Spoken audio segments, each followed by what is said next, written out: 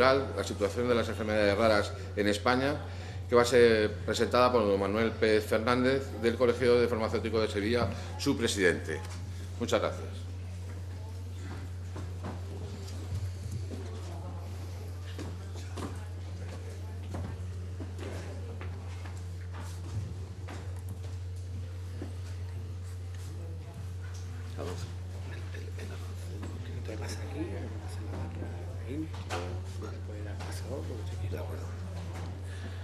Buenos días. En primer lugar, permítanme que agradezca primero la inclusión de este tema en el programa. Es mucho más importante la inclusión de este tema en el programa o la dedicación prácticamente del programa a las enfermedades crónicas y raras, que también que agradezca la invitación que mi querido amigo Miguel Villafaina, vuestro presidente, me ha cursado para hablarle de un tema que a mí particularmente me apasiona, que son las enfermedades raras. Perdonen también la inmodestia, pero es que me interesa que ustedes sepan que, aparte de ser el presidente del Colegio de Farmacéuticos de Sevilla, soy el presidente de la Fundación MEWER, Medicamentos Huérfanos y Enfermedades Raras de Sevilla, que ha creado nuestro colegio para que la línea que comenzamos en el año 1997 tenga continuidad. Soy presidente de la Fundación MEWER porque la Fundación MEWER va ligada al Colegio de Farmacéuticos de Sevilla, y en todo momento el presidente de la Fundación MEWER será el presidente del Colegio de Farmacéuticos de Sevilla, no por méritos propios. Lo que sí quiero que sepan ustedes es que en todo momento vamos a estar hablando de personas que tienen unos gravísimos, unos serios problemas de salud. Pero además de personas, vamos a hablar de contribuyentes que tienen sus obligaciones, evidentemente, pero también tienen sus derechos. Lo que ocurre es que estos derechos a veces hay que ponerlos en interrogación, porque vamos a estar viviendo situaciones continuamente que podrían tener, digamos, otro enfoque, y la ponencia voy a utilizar prácticamente casi siempre noticias aparecidas en prensa, porque quiero resaltar y que ustedes sean conscientes de la importancia que tienen los medios de comunicación en la divulgación de la problemática de las patologías raras y fundamentalmente en la búsqueda de soluciones. Una noticia que aparece en prensa, por eso pongo en interrogación lo de los derechos, es que en marzo de 2012 han denunciado al SAS por no facilitarle el acceso al fármaco a una chica que tenía una lipodistrofia congénita. En el año 2006, el informe del Defensor del Pueblo, luego haremos referencia a él, comenzó en el año 2006, o sea, esto en el tiempo es hace media hora. Comenzó, como digo, el Defensor del Pueblo a preocuparse de las enfermedades raras. En el año 2006, primer informe sobre enfermedades raras. ¿Y qué son las enfermedades raras? Las enfermedades raras son aquellas que afectan como máximo a 5 de cada 10.000 personas.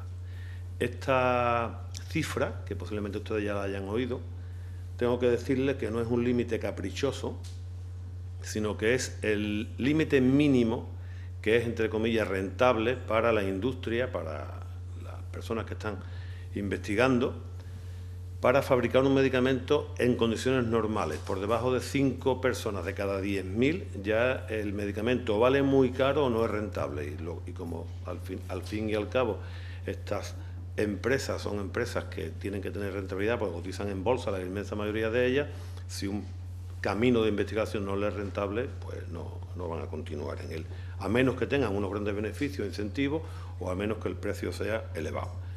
Y estos medicamentos, que reciben el nombre genérico de medicamentos huérfanos, son aquellos productos que están destinados a la prevención, el diagnóstico o el tratamiento de una patología rara, y evidentemente su desarrollo y fabricación no se producen con normalidad debido a su baja rentabilidad económica. Las dificultades a las que se enfrentan los enfermos afectados por las patologías raras son fundamentalmente dos. La primera, establecer el diagnóstico, es muy complicado por la falta de conocimiento o falta de medios, y el segundo, como han podido sacar en conclusión a partir de las primeras diapositivas, es encontrar el tratamiento. Pero si no cuantificamos el problema, pueden ustedes pensar, bueno, si se trata de muy pocas personas, es normal, bueno, que siempre las minorías tienen que de alguna manera la sociedad ve normal que estén perjudicadas, ¿no? Pues estamos hablando que la Organización Mundial de la Salud describe más de 7.000 enfermedades raras.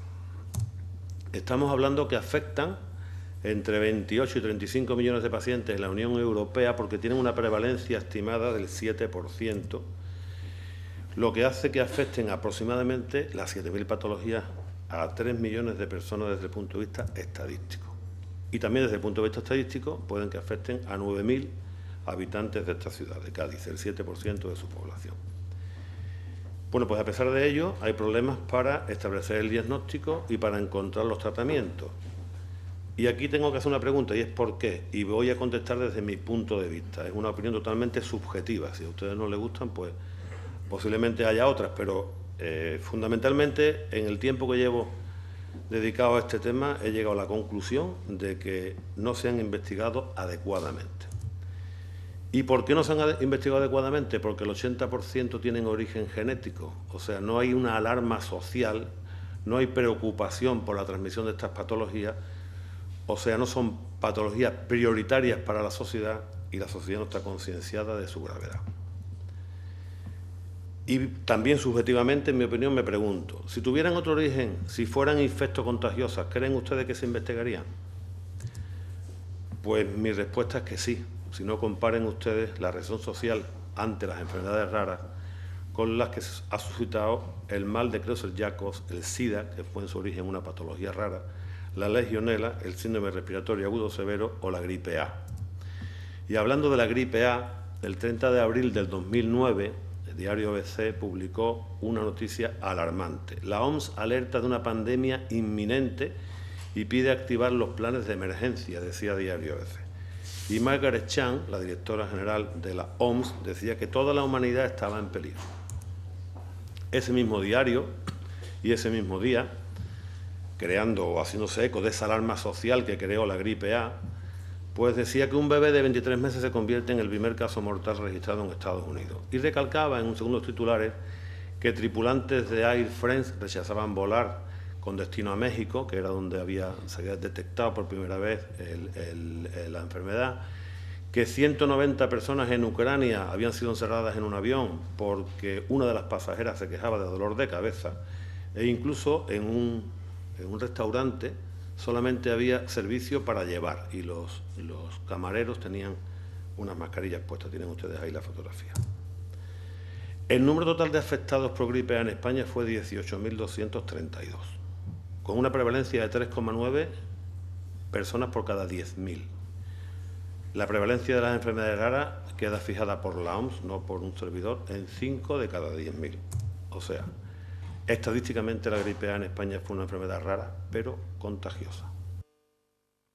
Así que don Sergio Alonso, director del semanario A Tu Salud de La Razón, lo llamó la enfermedad inexistente. ¿Cuáles son las características de estas patologías? Vamos a ver dos estudios, una encuesta de Eurordis y un informe de la OMS. Eurordis es la European Organization for Rare Diseases, la Organización Europea de Enfermedades Raras, que en un estudio que realizó allá por el año 2002 decía que el 40% de los enfermos recibe un diagnóstico erróneo antes del definitivo. Y eso ha llevado que este 40% de pacientes, en el 10% de ellos haya recibido terapia psicológica innecesaria, en un 16% cirugía innecesaria y en un 33% no ya terapias o cirugía o tratamientos innecesarios, sino inadecuados incluso. Que el 25% de los pacientes ha tenido que desplazarse fuera de su lugar de residencia buscando el diagnóstico, que el 80% de las enfermedades tienen origen genético, pero que solo el 25% que el 25% no ha sido informado de ello, que el 25% de los enfermos tarda entre 5 y 30 años en ser diagnosticados. Y añado que hay muchísimos enfermos también que fallecen antes de ser diagnosticados. Y según el informe de la Organización Mundial de la Salud, las enfermedades raras se caracterizan por un comienzo precoz en la vida. En 2 de cada 3 casos aparecen síntomas antes de los 2 años de edad. 1 de cada 5 enfermos padece dolores crónicos. 1 de cada 3 personas sufre déficit motor, sensorial o intelectual y la mitad de ellos tienen incapacidad. A las enfermedades raras se les atribuye el 35% de las muertes de niños menores de 1 año y del 10% de las de 1 a 5 años, que el 30% de los pacientes fallece antes de los 5 años de edad, que la mitad de los enfermos fallece antes de los 30 años de edad, que no existe cura para la mayoría de las enfermedades raras y que el 7% de la población está afectada por estas patologías. ¿Por qué ocurre esto? Pues sencillamente porque el 80% tiene origen genético y jamás pensamos que nos pueda ocurrir a nosotros, jamás. Por eso la sociedad no le hace frente adecuadamente como debe ser a estas patologías. ¿Cuál es la situación de las enfermedades raras en España? Como comentaba antes al principio, hay el Defensor del Pueblo, una entidad creada el 6 de abril de 1983, apareció en el BOE número 92, la creación del Defensor del Pueblo, emite un informe anual. El primer informe que emite sobre enfermedades raras el Defensor del Pueblo, como dije al principio, es del año 2006, o sea, prácticamente casi 4 años después de que se publicaran los primeros estudios de Eurordi, y ahí habla, bueno, de que últimamente han aparecido quejas y que deben ser recogidas, y hace una pequeña referencia a los datos que acabo de dar de prevalencia, etcétera, etcétera. Posteriormente, el informe del 2007 también se publica y dice que las enfermedades raras exige que sean una prioridad en las políticas de salud. El del 2008 habla de que todavía son muchos los retos pendientes y hace referencia a la creación de la red REPIER, Red Epidemiológica para Investigación de Enfermedades Raras. En el informe del 2009 sigue hablando de que había muchos retos pendientes y hace referencia al centro de referencia, y valga la redundancia, de atención de personas con enfermedades raras y sus familias en Burgos, y a la puesta en marcha de la estrategia en enfermedades raras del Sistema Nacional de Salud. El del 2010, bueno, pues ahí habla ya de que si los recortes en los precios de los medicamentos y los recortes en los capítulos económicos, pues pueden tener afectación para los enfermos y también para la investigación de esta patología. Y el informe de Defensor del Pueblo de 2011 no hace referencia a las enfermedades raras, posiblemente porque no ha habido ninguna queja que se haya dirigido al Defensor del Pueblo o sencillamente porque no haya merecido esa atención. Denuncias públicas sobre la situación por la que pasan los pacientes. Primera denuncia pública, y quiero hacer referencia a la de don Moisés Abascal Alonso, farmacéutico sevillano, fundador de FEDER y gran amigo mío y persona por la cual el Colegio de Farmacéuticos de Sevilla, como luego les explicaré, está metido en este tema tan sumamente humano e interesante. Moisés Abascal, en la inauguración del primer Congreso Internacional de Medicamentos, Huérfanos y Enfermedades Raras que organizamos en Sevilla, dijo que echaba en falta un mayor compromiso de la Administración española con las enfermedades raras y que era necesario crear centros de referencia que eviten retrasos en el diagnóstico y garanticen una equidad en el tratamiento. Perdonen la autocita, el 12 de junio de 2007 publiqué este artículo, o me publicaron más bien este artículo en el diario El Mundo, porque la industria farmacéutica había realizado algunas afirmaciones que a mi modo de ver eran muy demagógicas para que se potenciara la investigación de enfermedades raras en España, y salí con este artículo diciendo que hacía falta investigación sin demagogia y que el envenenado órdago de farmaindustria quiere poner en un aprieto al Ministerio de Sanidad. Y posteriormente también en Correo Farmacéutico publiqué este artículo de enfermedades raras e investigación ya. Don Manuel Elkin Patarroyo siempre hace referencia a que el 90% de los recursos dedicados a la investigación médica va destinado a enfermedades que matan al 10% de la población mundial, y solo queda el 10% de ese dinero para combatir las que provocan la muerte del 90% restante. Richard Roberts, Premio Nobel de Medicina, decía que la investigación en salud humana no podía verse desde el punto de vista económico, porque la industria farmacéutica no es cualquier tipo de industria, y que si solo se piensa en los beneficios se deja de preocuparse por servir a los seres humanos. El ministro Bernard Soria, cuando era ministro, dijo que la industria farmacéutica no presta la debida atención a la investigación en las enfermedades raras. También doña Ana Pastor, cuando era ministra, que en España tenemos grandes investigadores, pero no se está haciendo nada por los medicamentos huérfanos y las enfermedades raras. Y vamos a pasar a ver la realidad de las enfermedades raras en España. Algunos de los datos, los he estado comentando antes con doña Liz Hafner, están obtenidos por extrapolación y están obtenidos fundamentalmente Son datos que me han facilitado, algunos de ellos puede que sea erróneo, pero aproximadamente en España hay unos 20.000 afectados por lupus, 12.000 personas afectadas por síndrome de Marfan, 8.000 de diversos tipos de ataxias, 6.000 de ELA, 5.000 de fibrosis quística, 2.500 casos de síndrome de Gilles de la Tourette, 1.000 casos de patologías mitocondriales, 200 casos de enfermedad de Wilson, 150 casos de anemia de Fanconi, 100 casos de Pompe, 80 de Apert, 6 de Joubert. Eso en toda España. Pero además, en el SIO, que es el Servicio de Información y Orientación de Enfermedades Raras de la Federación Española, se recibieron en el año 2010, que son los últimos datos de los que dispongo, no dispongo de los datos de 2011, 325 llamadas de enfermos aislados, que son pacientes que solamente se conoce que sean ellos los que padezcan la enfermedad en España, y más de 600 llamadas de pacientes sin diagnosticar. Además, el SIO publicó también en el 2010, en diciembre, las cifras globales, y ahí quiero destacar que se recibieron más de 15.000 consultas. Repito que el SIO es el Servicio de Información y Orientación de la Federación Española de Enfermedades Raras, que habían sido realizadas más de 2.000 consultas por profesionales y que había muchísimos enfermos que habían sido derivados a asociaciones específicas, concretamente más de 9.000. No cito otros datos por no entretenerme. Y bajando al campo del día a día, como comentaba al principio, baso la ponencia fundamentalmente en noticias aparecidas en prensa. Se viven situaciones de retrasos en el diagnóstico, se viven situaciones de incertidumbre tras el diagnóstico, se viven situaciones de que hay que estar verdaderamente preparados para una larga lucha.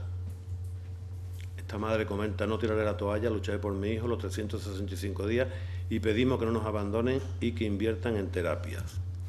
Situaciones de preocupación por la transmisión de la enfermedad, situaciones de preocupación por el futuro y el día de mañana, que comentan los padres de Javier, que tiene síndrome de X frágil, de movilización ciudadana y de movilización social, de recogidas de firmas, de recogida de dinero. También la fiebre, los tapones que habrán visto ustedes últimamente, tapones de plástico, tapones solidarios para las enfermedades raras. Situaciones de retrasos burocráticos, como esta madre que pide que se legalice en España un medicamento que necesita su hijo, que ya está legalizado en Estados Unidos. Luego veremos cuál es la situación de los medicamentos en España. Se viven situaciones extremas como la que comenta esta familia con galactosemia, que es lo que pueden comer, porque en España no aparece en el etiquetaje de los medicamentos, perdón, de los alimentos, no aparece si lleva galactosa o no lleva galactosa, que tendría que aparecer, perdón. Situaciones de un esfuerzo sobrehumano como la que vivió esta señora, que es madre de 3 niños con síndrome de Hunter, o de incomprensión administrativa como Mónica con un Gaucher, que le fue denegado un tratamiento por su alto coste económico, de disparates administrativos, porque esta madre, la noticia que comentaba al principio, amenazó con empadronarse en Galicia para recibir tratamiento médico, esto desde hace un par de meses. De miseria humana, auténtica miseria humana, porque en Almería organizan un concierto para beneficio de Juanma con síndrome de Alexander y apareció la SGAE queriéndose llevar el 10% de lo que habían recaudado en el concierto. Situaciones de rechazo, como la que comenta Juanjo Prieto con Apert, que comentaba que un día estaba en un parque y vio un niño y la madre le dijo que, en fin, que estaba enfermo y tal, y que incluso en algún bar pues se habían negado a servirle por el aspecto. Y también situaciones de necesidad de apoyo institucional. Aquí aparece la princesa Leticia con Fide Mirón, una chica extraordinaria que luego la veremos, que tiene porfiria, y Juanjo de Apert. Situaciones en las que hay que plantear encima de la mesa de cuánto vale una vida humana, porque hay tratamientos que son muy caros. Situaciones también de preocupación ante los recortes sanitarios, porque ¿qué va a pasar con estos pacientes si los recortes sanitarios continúan? Esta chica, Aitana, necesita 580 euros diarios. También necesidad de compartir problemas. Hay enfermos que están buscando a otros para crear asociaciones. de lucha contra el reloj, porque hay mucha burocracia en este campo y hay personas que están empeorando e incluso falleciendo debido a estos problemas burocráticos. Pero también se viven situaciones de optimismo frente a problemas sin solución, como la Fide Mirón, la que les comentaba antes, que decía que ella no era la rara, que la rara era su enfermedad. Situaciones de ganas inmensas de vivir, como la que describe aquí esta chica, Sonia Rivas, con fibrosis quística. Pero son problemas que algunos de ellos caducan pronto, porque comentaba al principio, el 35% de los niños con enfermedades raras mueren antes de ser adultos. Muchas veces me preguntan, cuando participamos en foros de este tipo, periodistas, oye, ¿las enfermedades raras han existido siempre o son patologías ahora debido a la contaminación, mutaciones, en fin, han existido siempre? Vamos a ver algunos personajes célebres afectados por enfermedades raras. Hay que decir que como son enfermedades genéticas, enfermedades en su mayoría, han existido siempre. Otra cosa que han sido identificadas o hayan sido bautizadas con esos nombres tan difíciles, o con el nombre de las personas que lo han investigado, y que parece que ahora, con el movimiento social que hay, parece que son patologías nuevas, ¿no? Stephen Hawking tiene una esclerosis lateral amiotrófica. Michel Petrucciani, pianista con osteogénesis imperfecta. Con acromegalia, decir dos ejemplos, Maurice Tillet, que sirvió de modelo para Shrek, y Roberto Dueñas, jugador de baloncesto del Fútbol Club Barcelona. Acondroplasia, Mari Bárbola, la menina del cuadro de Velázquez. Toulouse-Lautrec, una pinodicestosis. Carlos II, rey de España, con síndrome de Klinefelter, que es, como decía el insigne Gregorio Marañón, fue fruto de la bárbara consanguinidad. Era hijo de Felipe IV y de su sobrina Mariana de Austria. De Tourette, se dice que Mozart, Napoleón tenían Tourette, y el emperador Claudio, que no sé si recuerdan la serie aquella famosa de televisión, que era este emperador que tenía unos tics nerviosos, pues tenía Tourette. La reina Victoria de Inglaterra, la abuela de Europa, hemofilia, que transmitió la hemofilia a varias casas reales europeas debido a la política matrimonial de sus hijas que emprendió. Lincoln y Rachmaninoff, Lincoln se dice, no está probado, se dice que tenía Marfan. Joseph Merry, el hombre elefante, que fue durante años la atracción especial de un circo, se hizo incluso una película. Y últimamente ha aparecido en prensa que Rick Santorum, que fue un precandidato republicano a la Casa Blanca, tenía una hija con síndrome de Edwards. ¿Hay solución para estas patologías? Evidentemente, pero hace falta que nos pongamos todos de acuerdo en que lo importante es la denuncia pública, el trabajo conjunto, la comunicación, o sea, que se sepa, que se conozca, y la divulgación. Y para eso es fundamental que haya colaboración entre asociaciones de pacientes, medios de comunicación y profesionales sanitarios que hagan que las administraciones públicas o los políticos empiecen a tomarse en serio estas patologías. Fundamentales las asociaciones de pacientes. En España la Federación Española de Enfermedades Raras, en Estados Unidos la NOR, en Europa Eurordis, hay diversas asociaciones, y su importancia es tal que en el ámbito de la EMEA los enfermos son considerados auténticos especialistas en su enfermedad, porque a veces saben más los enfermos de la patología que algún médico con el que tienen que tratar, ¿no? Dentro de las asociaciones de pacientes, las revistas que publica FEDER y los boletines de FEDER son magníficos, las campañas que ha realizado, en las que ha colaborado Andrés Iniesta, Fernando Torres, son campañas que han aparecido en las paradas de autobús y en la calle. Posiblemente muchos de ustedes no hayan caído en ellas, pero son campañas que han aparecido. A veces nos dicen, oye, ¿por qué FEDER no hace determinadas campañas que se conozcan? Y es que a veces pasamos por delante de ellas y no le damos la verdadera importancia que tiene, o tenemos tantos anuncios delante que no vemos ninguno realmente. La campaña de Somos la voz de 3 millones, la de Haz tu parte por las enfermedades raras, la enfermedad de Mientras a mí no me toque, que contó con Vicente del Bosque como digamos, persona que colaboró en esta campaña, y el Federito, que fue, digamos, una especie de modelo que cogió la FEDER y que hizo una campaña de vacúnate contra los trastornos de no puedo hacer nada, porque estos enfermos se enfrentan a, bueno, yo sí, pero yo no puedo hacer nada, o de la indiferencia que pasamos a veces de alguien con necesidades, enfermedades mientras a mí no me toque, y del síndrome de Lleno María Ilusiones. Son las vacunas contra estas enfermedades, estos síndromes. Y después el papel tan importante de los medios de comunicación en general. Cito aquí La Razón, porque lleva varios años publicando semanalmente en la separata A Tu Salud una monografía divulgativa de las distintas patologías. Ha aparecido lupus, síndrome de Möbius, mastocitosis, Turner, Alagille, cardiopatías congénitas, síndrome de Susak, del que solamente hay 200 casos en el mundo, etc. ¿Tienen tratamiento las enfermedades raras? Hay medicamentos huérfanos registrados, pero posiblemente cuando les recuerde a ustedes, por si se les ha olvidado, que hay 7.000 patologías raras, pero que solamente en el periodo 2000-2011 se han registrado 66, o se han autorizado 66 medicamentos en España, puede que ustedes capten la soledad y el tremendo abandono que tienen estos pacientes. Este es un cuadro muy complicado de entender, hay diversos datos. Lo importante es que vayan ustedes al último renglón. De 2000 a 2011 se han autorizado 66 medicamentos huérfanos en Europa, y más abajo dice que de estos 66 medicamentos, 12 no están comercializados en España. O sea que en España hay 52 medicamentos y el resto, los que se utilizan tanto en el resto de Europa como en Estados Unidos, tienen que venir como medicamentos extranjeros, uso compasivo, etcétera, en un proceso burocrático descrito antes que también complica las cosas bastante. Hay otras alternativas terapéuticas, además de la terapia medicamentosa. Por ejemplo, muy importante la prevención.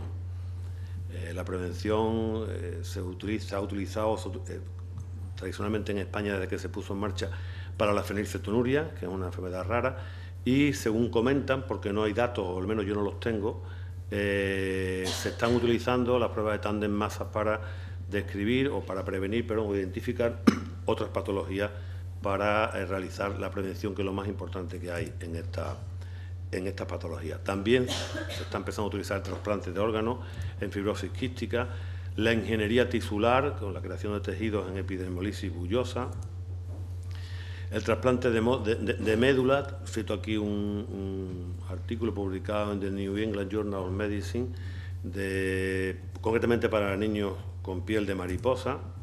La manipulación genética, que describió Aaron Klug, recibió el Premio Nobel de Química en el año 1982, porque él decía que llegando al gen se podía cortar, llegando a la cadena de ADN se podía cortar la parte que estuviera afectada, volver a unir, una investigación que el doctor Klug lleva realizando, un resultado no del todo satisfactorio, pero lo está realizando. El diagnóstico genético, como prevención y diagnóstico precoz. Cito un ejemplo que hemos realizado a través de la Fundación Mewer con el colegio y FEDER, con Neocodes, una empresa que está pasando ahora por dificultades, y este proyecto está totalmente parado, pero bueno, es que sepan ustedes que existe. La fisioterapia, esto es un congreso, unas jornadas de fisioterapia, y ustedes en la fisioterapia, comentaba con su presidente al principio, tienen un campo aquí muy importante, la fisioterapia, y el boca a boca, el que alguien tenga tratamiento de fisioterapia y posteriormente lo comente en una asociación o algo, les va a abrir a ustedes grandes campos. Y en mi opinión también, yo creo que debería tener un tratamiento fisioterapéutico debería haber un tratamiento fisioterapéutico de manera uniforme en toda España, en aquellos casos que sean necesarios y beneficiosos, y que no sean los trámites burocráticos y la falta de fondos públicos los que limiten ese necesario tratamiento, porque los pacientes están ahí, como decía al principio. Vamos a ver si intentamos quitarles las interrogaciones a los derechos. Hay otras terapias, y aquí nos empezamos a mover ya en los aspectos éticos y morales, en los terrenos pantanosos de la ciencia y casi en los límites de la ciencia. El autismo podría detectarse en el feto, decía esta noticia del Ideal de Granada del año 2009, porque al parecer había un aumento de testosterona en la mujer embarazada que hacía que se podía identificar ese aumento de testosterona con el autismo, y había quien decía, bueno, que era más fácil provocar el aborto en estas personas que iban a tener hijos autistas que en intentar investigar sobre la disminución de los niveles de testosterona para intentar la prevención del autismo. El diagnóstico genético preimplantatorio, hay gente que está a favor, hay gente que está en contra por la destrucción de embriones, etcétera.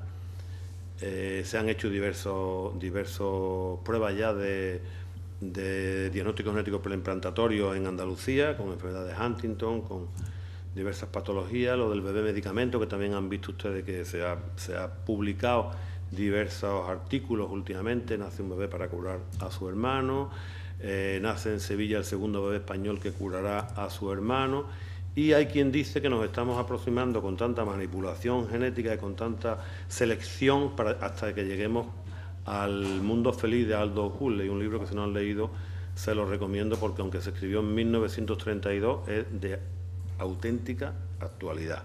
Yo no digo esto, simplemente digo que dentro de las corrientes de opinión que hay, pues hay quien opina que estamos llegando a ese punto. ¿Por qué el Colegio de Farmacéuticos de Sevilla se planteó intervenir en el problema de las enfermedades raras? Pues fue gracias a dos personas.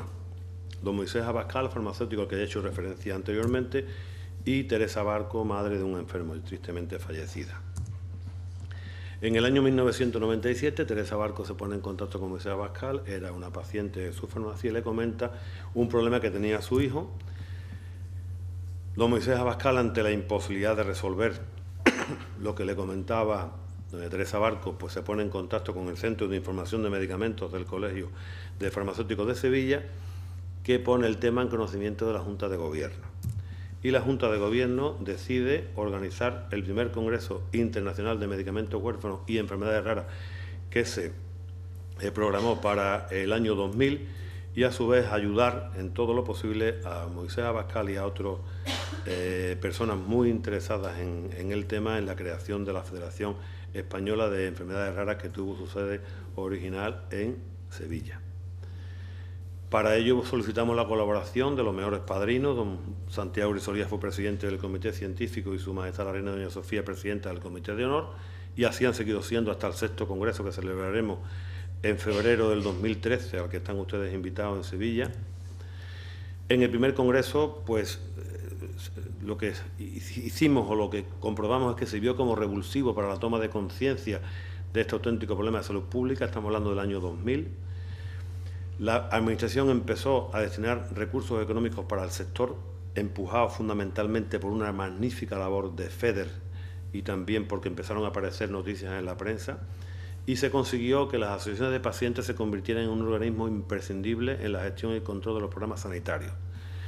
Aquí hay mucha política, las asociaciones de pacientes a veces cuentan con ellas, a veces no, en fin, ustedes saben ya cómo funcionan estas cosas y lo ideal sería que sí, que las asociaciones de pacientes tuvieran un papel mucho más preponderante del que la Administración les da.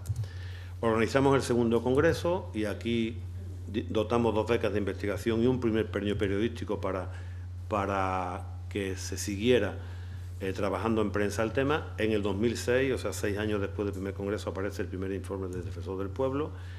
El tercer Congreso en el 2007, dotamos 3 becas de investigación y un segundo premio periodístico. Hicimos la lectura de la Declaración de Sevilla de Enfermedades Raras, que la primera lectura la realizó doña Nani Carvajal. Por no entretenerme mucho, el cuarto Congreso también dotamos 2 becas de investigación y un tercer premio periodístico. Hicimos la lectura de la segunda Declaración de Enfermedades Raras en febrero de 2011, a cargo de doña Irma Soriano. Organizamos el quinto Congreso también en febrero del 2011 y ahí dotamos 2 becas de investigación y el cuarto premio periodístico.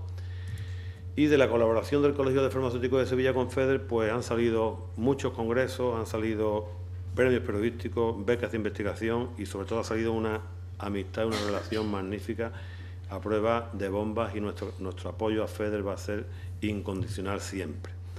Y la apuesta de futuro, que como le comentaba al principio, del Colegio de Farmacéuticos, la Fundación Meguer, que tiene como lema no siempre podemos elegir en qué queremos ser diferentes. Y es porque Marta, una chica sevillana, no eligió su ataxia de Friedrich para ser diferente. O sea, nosotros podemos ser diferentes si nos pintamos el pelo, sino voluntariamente, ¿no? Si nos lo rizamos, nos ponemos un piercing, vestimos de una forma, vestimos de otra, pero Marta no eligió su ataxia para ser diferente, igual que María José no eligió su esclerodermia.